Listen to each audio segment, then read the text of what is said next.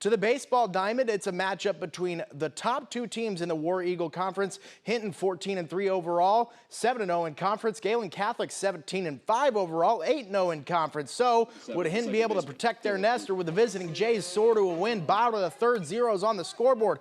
Kason Boovy with the hard hit grounder to short. That becomes a 6-4 3-inning double play for Gehlen. Defense, the name of the game in this one. Jays with the bases loaded.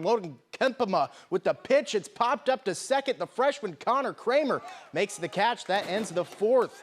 Now we're still scoreless. Kramer making more plays. This in the fifth inning. Makes the tag for the runner to go out while trying to steal his way to second. In the end, it would be Hinton with a 1-0 walk-off win in the seventh inning.